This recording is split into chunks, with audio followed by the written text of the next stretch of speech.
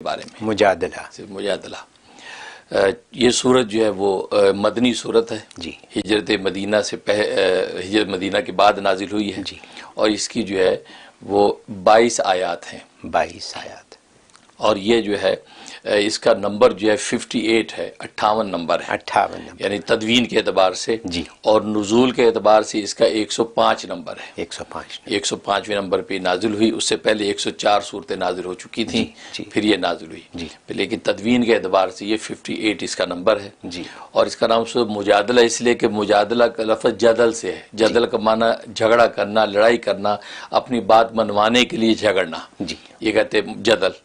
تو چونکہ اس میں ایک خاتون کا ذکر، ایک صحابیہ کا ذکر ہے، خولت بنت ثعلبہ، وہ اپنے ہسبینڈ کے، شوہر کے حوالے سے رسول اللہ صلی اللہ علیہ وسلم سے تکرار کر رہی ہیں۔ اچھا، ہاں، کوئی ان کا ایک طلاق کا معاملہ، زہار کا ایک مسئلہ درپیش ہوا تو وہ رسول اللہ صلی اللہ علیہ وسلم سے اس بارے میں بات کر رہی ہیں اور اپنے منشا کے مطابق جو ہے وہ مسئلہ سننا چاہتی ہیں، جی، وہ ڈیسیجن لینا چاہتی ہیں اپنے مسئلے منشا کے مطابق۔ جی، تو وہ اس ڈسکشن میں لگی ہوئی ہیں جی، کہ اللہ تعالیٰ نے ان کے منشا کے مطابق ہی آیت اتار دی اچھا، اور کہہ دی کہ قد سمع اللہ قول التی تجادلک فی زوجہا وتشتکی الی اللہ، کہ اللہ نے سن لی اس عورت کی بات کہ جو اے پیغمبر تجھ سے جھگڑ رہی ہے اپنے شوہر کے بارے میں اور یہ اللہ کو اپنی شکایت پیش کر رہی ہے۔ جی، تو اللہ نے اس کی بات سن لی، لہٰذا اس کے منشا کے مطابق جو ہے اللہ نے ایک زہار، ایک مسئلہ ہے فقہ کا، اس کے مطابق فیصلہ کر دیا۔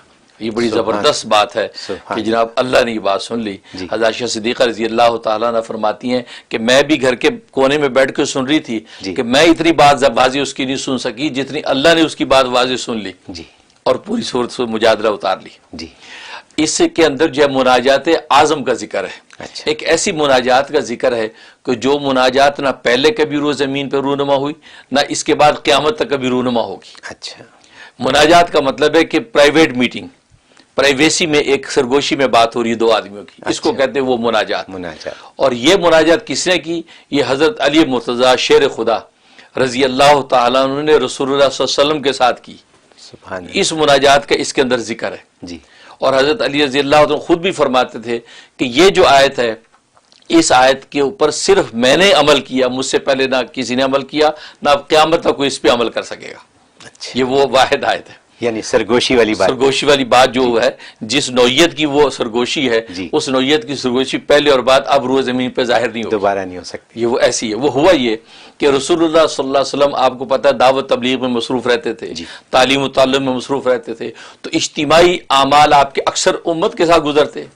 اب پھر پرائیویٹ کوئی ٹائم آپ کو ملتا تو ظاہر ازواج کو بھی وقت دینا ہے، کچھ پرائیویٹ چاہیے ٹائم، تو لوگ کیا کرتے تھے آپ سے پرائیویٹ بات کرنے کے لیے ٹائم لیتے کہ جی ذرا خصوصی بات کرنی ہے۔ جی، اب خصوصی بات میں بعض لوگ لمبی کر دیتے کہ جب مل گئے تو اب لمبی باتیں کر رہے جی ہیں، ہاں، یہ حالت ہو جاتی۔ تو نتیجہ کہ نبی پاک صلی اللہ علیہ وسلم پر بھی طبیعت پر گرانی ہوتی کہ بھئی یہ وقت اجتماعی بات ہو جائے، لوگوں کو نفع ہو گیا، بس اب آپ کام میں لگیں۔ جی، لیکن خاص طور پہ یہود جو ہے منافقین، یہ شرارت کے طور پہ بھی آپ کو اکیلے میں بات لے کے بیٹھ جاتے، لمبی لمبی بات کر کے آپ کا ٹائم ویسٹ کرتے۔ جی، پھر یہ کہ جو مخلص صحابہ ہیں ان کو کسی کو موقع مل جاتا تو وہ خوش ہوتا کہ میں اور رسول اللہ اکیلے ہیں، وہ بھی ذرا تھوڑا سا طول دے دیتے بات میں۔ جی، تو پرائیویٹ جو ہے میٹنگ کے اندر جو وقت بھی ہے تو آپ پر بوجھ بھی ہوتا اور اجتماعی جو کام تو وہ بھی رکتا، تو آپ کو بڑی گرانی ہوئی۔ تو اللہ تبارک و تعالی نے آیات اتار دی کہ یا ایھا الذین آمنوا، اے ایمان والو، اذا ناجیتم الرسول، جب تم پرائیویٹ میٹنگ کرنا چاہو اللہ کے رسول سے تو فقدموا بین یدی، فقدموا یدی صدقتاً، فرمایا کہ رسول اللہ صلی اللہ علیہ وسلم سے ملاقات سے پہلے تم صدقہ نکالا کرو۔ اچھا، یعنی اللہ نے اوپر قیمت لگا دی کہ صدقہ پہلے نکالو پھر ملاقات کرو۔ ٹھیک ہے، یہ آیت اتر آئی۔ جی، تو اب جب یہ آیات اتری تو حضرت علی رضی اللہ تعالیٰ عنہ سے رسول اللہ صلی اللہ علیہ وسلم نے دریافت کیا کہ کتنا صدقہ لگانا چاہیے، یہ پیسے کتنے ان کے اوپر لگانے چاہیے کہ اتنے پیسے صدقہ کرو پھر آ کے مجھ سے ملاقات کرو۔ تو حضرت علی نے کہا، نبی پاک نے فرمایا کہ 1 دینار کافی ہے۔ 1 دینار تو بہت زیادہ ہے، 1 دینار تو یہ دے ہی نہیں سکیں کہ غریب غربا ہے، یہ 1 دینار کا مطلب 10 درہم بنتے ہیں۔ جی ہاں، تو آپ نے فرمایا نصف دینار یعنی آدھا دینار، یعنی 5 درہم۔ کرنے جی نہیں، 5 دینار غریب غربا صحابہ کہاں پے کر سکیں گے، اور کم ہونا چاہیے۔ تو رسول اللہ صلی اللہ علیہ وسلم سے حضرت علی سے پوچھا تم بتاؤ کتنے؟ انہوں نے فرمایا ایک جو، ایک جو ہونی چاہیے. ایک جو کا مطلب یہ ہے کہ بس ایک پیسہ اس زمانے میں تو معمولی. اس پر نبی پاک مسکرائے، فرمایا کہ انک لزہید، علی تو بڑا زاہد آدمی ہے، تجھے دنیا سے کوئی مطلب ہی نہیں ہے، اتنی سی قیمت کا کیا فائدہ؟ ایک دینار ہو، نصف دینار ہو تو لوگوں کو ذرا لگے گا بھی اہمیت ہوگی، پرائیویٹ میٹنگ میں پیسے دے کے آ رہے ہیں بھائی، تو تم تو بڑا زاہد آدمی ہے. تو یہ فرمایا. اس وقت بات یہ ہوا کہ حضرت علی رضی اللہ عنہ فرماتے ہیں کہ سب سے پہلے میں نے اس پر عمل کیا. میرے پاس ایک دینار تھا اچھا جس کے 10 درہم بنتے ہیں، جی. تو میں نے نبی کریم صلی اللہ علیہ وسلم سے 10 میٹنگیں کی اور 10 میٹنگوں میں 10 سوال آپ سے کیے. ایک درہم دیا صدقہ، آپ سے میٹنگ کی. ایک درہم دیا صدقہ، میٹنگ کی. تو کوئی 10 سوال آپ سے میں نے کیے اور آپ نے 10 سوالوں کا جواب دیا. جب یہ پوری ہو گئی تو اس کے بعد اللہ تبارک و تعالی رخصت دے دی کہ بھی اگر تم پہ گرا ہے اور تم لوگ پے نہیں کر سکتے، کیونکہ ہوا یہ کہ جو غریب صحابہ تھے مخلص، ان کے پاس تو تھا ہی کچھ نہیں. جی ہاں. وہ بیچارے ملاقات سے رک گئے کہ یار ہم تو مل ہی نہیں سکتے، ہمارے پاس پیسے نہیں ہیں. اور جو منافقین مالدار تھے وہ بخل کی وجہ سے رک گئے کہ یار پیسے دینے پڑیں گے، وہ اس وجہ سے پیچھے ہٹ گئے کیونکہ ان ظالموں کو مطلب تو کوئی نہیں تھا، آپ کا ٹائم ویسٹ کرنا تھا. تو جب پیسے کی پابندی لگی تو وہ بھی پیچھے ہٹ گئے.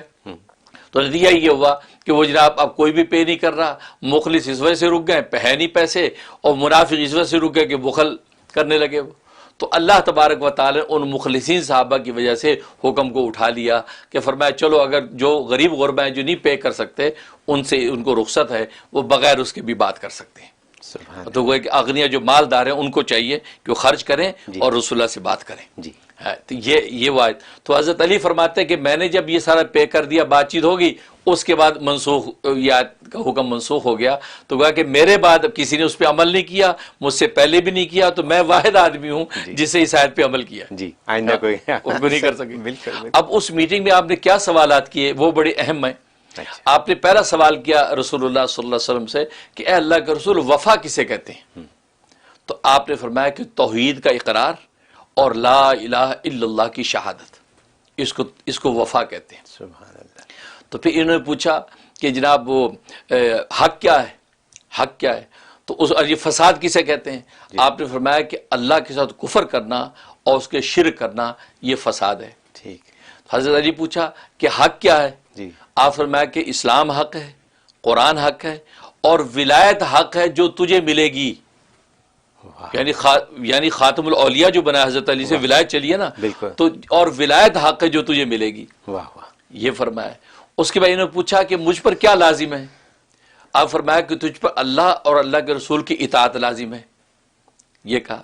انہوں نے پوچھا کہ میں اللہ سے کیسے مانگوں؟ تو آپ نے فرمایا کہ دل کی سچائی اور پورے یقین کے ساتھ مانگ تو ملے گا تجھے. سبحان اللہ. تو انہوں نے پوچھا کہ میں کیا مانگوں؟ فرمایا اللہ سے عافیت مانگ. عافیت کا مطلب دین دنیا دونوں سنور جائیں. تو عافیت مانگ. تو اس پر کہتے ہیں، انہوں نے پوچھا کہ سرور کسے کہتے ہیں؟ سرور کسے کہتے ہیں؟ تو آپ نے فرمایا جنت کو کہتے ہیں، جنت سرور ہے. اب نے فرمایا کہ جو وہ راحت کسے کہتے ہیں؟ فرمایا کہ اللہ تبارک و تعالیٰ کے دیدار کو راحت کہتے ہیں. تو یہ سوالات جو ہے حضرت علی نے آپ سے کیے اور حضرت علی رضی اللہ عنہ کو رسول اللہ صلی اللہ علیہ وسلم نے یہ جوابات دیے. تو گویا کہ 10 سوال کیے. فرمایا ایک ایک درہم میں صدقہ کرتا تھا اور رسول اللہ صلی اللہ علیہ وسلم سے جا کے سوال کرتا اور رسول اللہ صلی اللہ علیہ وسلم اس کا جواب دیتے. تو یہ وہ مناجات ہے، مناجات اعظم.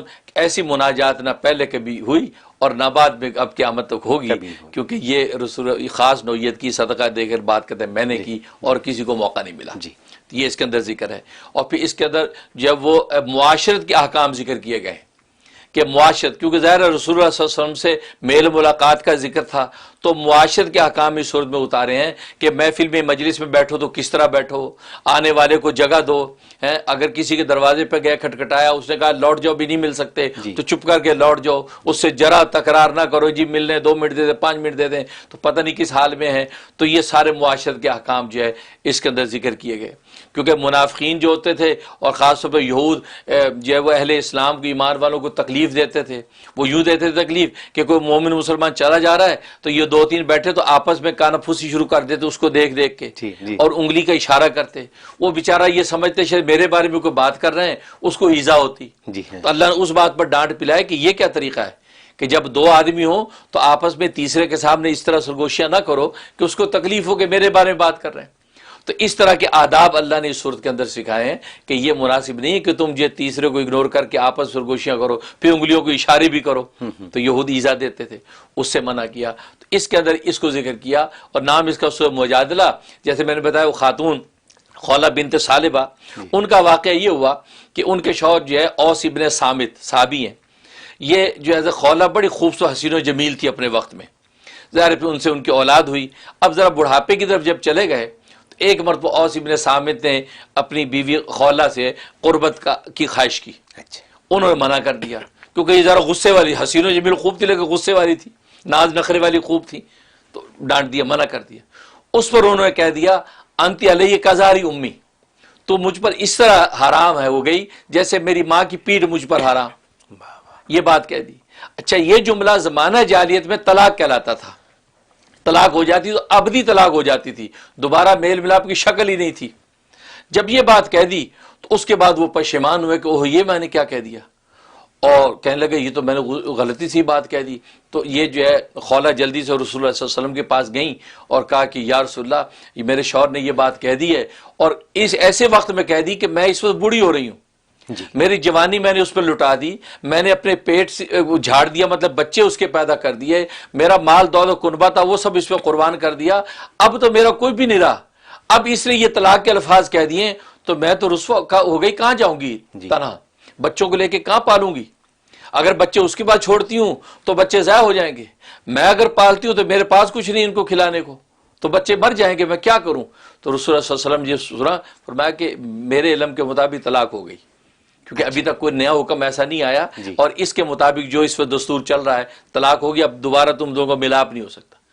اب یہ بار بار یہ تکرار کر, کیوں نہیں ملاپ ہو سکتا, جوانی قربان ہم نے کر دی, اب بڑھاپے میں طلاقیں ہو جائیں, ہم کہاں جائیں. تو یہ اس طرح کی بات چیت کر رہی ہیں. اب یہ آپس میں ہو رہی ہے. حضرت عائشہ صدیقہ رضی اللہ تعالیٰ عنہ فرماتی ہیں میں اس وقت رسول اللہ صلی اللہ علیہ وسلم کے سر دھو رہی تھی, ایک طرف کا سر دھویا میں نے, اب دوسری طرف کا سر دھونا تھا, اور وہ آپ سے تکرار کر رہی ہیں, یہاں تک کہ انہوں نے آسمان سے سر اٹھایا اور ہاتھ اٹھا کے اللہ سے شکایت شروع کر دی کہ اللہ آپ کو راستہ نکال دیجئے, اپنے نبی کی زبان پر میرے لیے کوئی حل نکال دیجئے, میں اب اس سے جدا نہیں رہ سکتی, تنہا میں کہاں جاؤں گی اس عمر میں. اللہ سے شکایت کر رہی. اب یہ بات کر رہی ہیں, پھر رسول اللہ کی طرف متوجہ ہوئی تو عائشہ نے کہا کہ اے خولہ دیکھتی نہیں ہو, اپنا جھگڑا بند کر, اپنی بات کو پورا کر. رسول اللہ کو دیکھتی نہیں کیا ہو رہا ہے, کیونکہ آپ پر وہی نازل ہونا شروع ہو گئی. اچھا کیونکہ وہی جب نازل ہوتی تو آپ کی غنودگی عاجز حضرت عائشہ سمجھ گئیں, تو ان کو کہا چپ ہو جاؤ. اب آپ پر وہی نازل ہونا شروع ہو گئی. جب وہی سے افاقہ ہوا تو آپ نے وہ یہ صورت مجادلہ بیان کر دی کہ قد سمع اللہ قول التی تجادلک فی زوجہا, کہ اللہ نے سن لی بات اس عورت کی کہ جو جھگڑا کر رہی ہے تجھ سے اپنے میاں کے بارے میں, وہ تشتکی الی اللہ, اور اپنے اللہ سے شکایت پیش کر رہی, شکوہ کر رہی ہے. اللہ نے سن لی ہے, لہذا اللہ نے حکم اتار دیا زہار کا, مطلب اس سے ابدی طلاق نہیں ہوگی, اب یہ زہار ہے.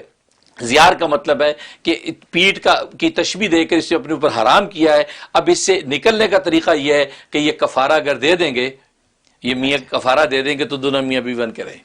اچھا, اور کفارہ یہ کہ غلام آزاد کر دیں, یا یہ 60 مسکینوں کو کھانا کھلا دیں, یا 2 مہینے کے مسلسل روزے رکھ لیں. آپ نے فوراً کہا اپنے میاں کو بلاؤ. وہ ہسبینڈ آ گئے, کہا کہ دیکھو اللہ نے یہ حکم اتار دیا ہے, اب یہ طلاق ابدی والا حکم اب نہیں ہے جو زمانہ جاہلیت میں تھا, اللہ نے حکم بدل دیا ہے. اللہ نے فرمایا کہ اب تم جو ہے اس کا حل یہ کہ تمہیں غلام آزاد کرو. کہا جی میرے پاس غلام کا, میں تو خود مفلس کہاں سے غلام کروں گا. کہا کہ اچھا پھر یوں کرو کہ 2 مہینے کے متواتر روزے رکھو. کہا جی میری حالت تو یہ ہے کہ میں دن میں 2-3 دفعہ نہ کھاؤں تو مجھے نظر نہیں آتا ہے, کیونکہ بڑھاپا آ رہا تھا, تو میں تو کھائے بغیر رہ نہیں سکتا. آپ فرمایا اچھا پھر ایسا کرو 60 مسکینوں کو کھانا کھلاؤ. کہا جی میں مفلس غریب کہاں سے 60 مسکینوں کو کھانا کھلاؤں, اپنے بیوی بچے مشکل سے پال رہا ہوں, میں کہاں سے کھلاؤں, آپ ہی کچھ مدد کریں.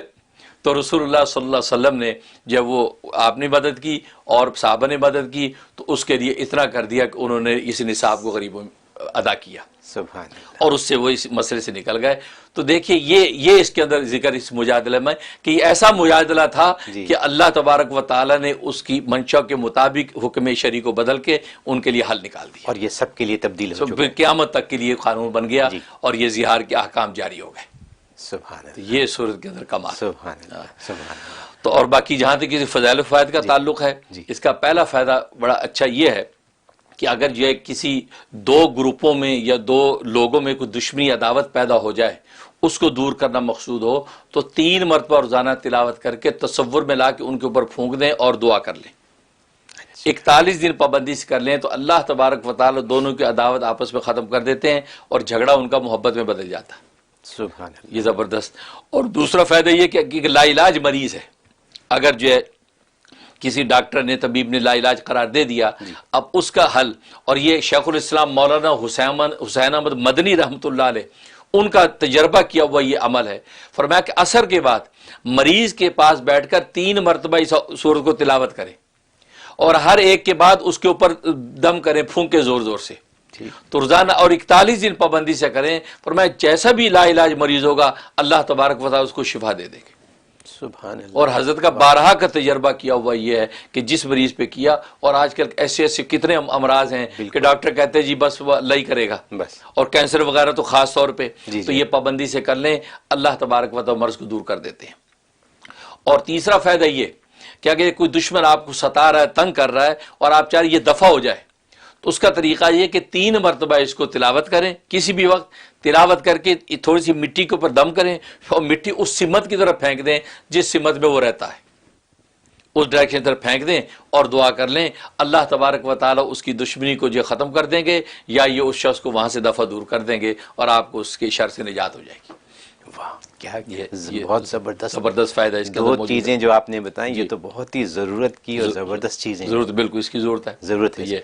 اور جہاں تک خواب میں تعبیر کا تعلق ہے تو فرمایا کہ اس کا جو ہے کسی سے جھگڑا ہوگا, کسی دشمن سے دینی یا دنیاوی بنیادوں پہ, لیکن اللہ تبارک و تعالی اس کو ایونچولی اس کو غالب کر دیں گے. وہ جھگڑے میں اس کو حفاظت ہو جائے گی اور اس پر غالب ہو جائے گا. اور دوسرا یہ کہ دنیا کے اندر جو کوئی نیکیاں کرے گا, وہ نیکیاں اللہ تبارک و تعالی اس کی قبول کر لیں گے, اور آخرت میں اللہ تبارک و تعالی اس کا بہترین اجر و ثواب اس کو عطا کریں گے. اور تیسرا یہ کہ اگر اس خاندان کے اندر یا بیوی بچوں کے اندر کسی قسم کی کوئی منافرت چل رہی ہے, تو اگر اس سے خواب میں اس سورت کو پڑھا یا سنا, تو اللہ تبارک و تعالی یہ بشارت دے رہے ہیں کہ وہ جھگڑا اور تنازع ختم ہونے والا ہے. امن کی صورت ہے ہر لحاظ سے. بالکل, امن ہی امن ہے. امن. بہت